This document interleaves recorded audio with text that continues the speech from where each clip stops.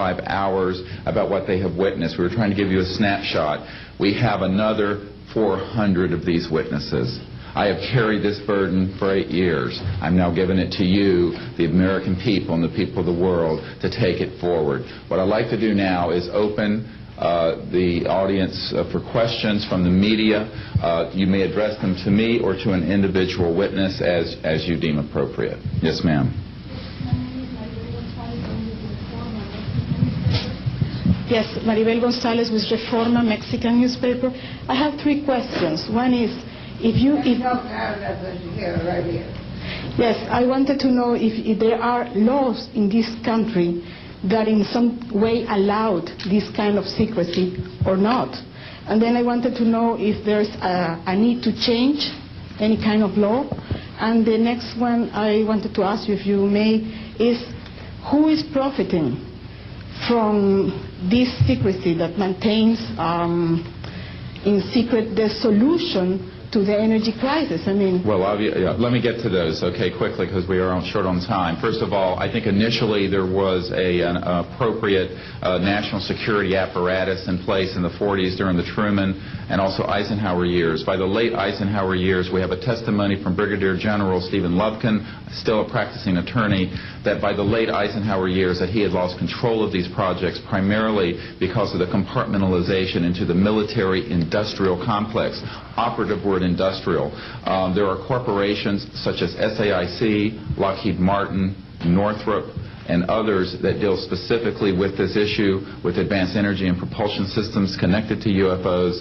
And I think that what has happened, from the best we can tell, from insiders that have briefed me for now about 8 years, is that we have lost control of these projects from a constitutional law perspective because the infrastructure within military intelligence and corporate channels is so well funded and so complex and labyrinthine that there are compartments within compartments within compartments, and people who are in the Congress who make inquiries, and in fact President Clinton, when he made inquiries, were simply denied access, as you heard earlier that President Carter was denied access.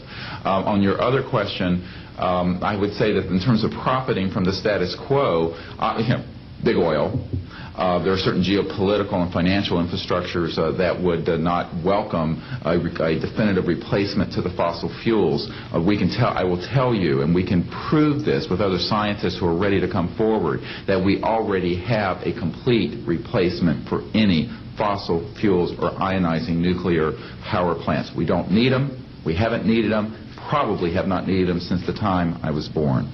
Now, of course, this is a major issue. You're talking a multi-trillion-dollar global infrastructure change. And so this does hit the alarm bells at the National Security Council economics area.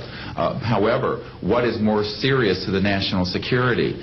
Keeping the status quo or letting ourselves go into a global ecosystem collapse and running out of fossil fuels and having massive rolling blackouts, not just in California, but globally. We have got to do something about this, and soon, and that's why we are advocating open hearings in the Congress. Other media, please. Yes, sir. I just want to know if anybody at the UN is looking into this. I personally met with Boutros Ghali's wife, Aliyah Ghali, who said that her husband was quite concerned about this. This was in the 1990s. Since then, we know that there have been other people at the UN who've made inquiries.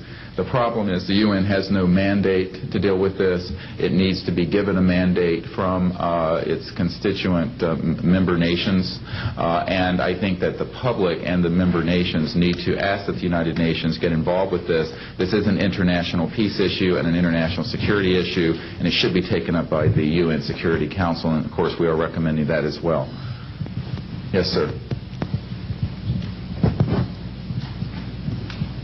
So I think my question is actually to Clifford Stone.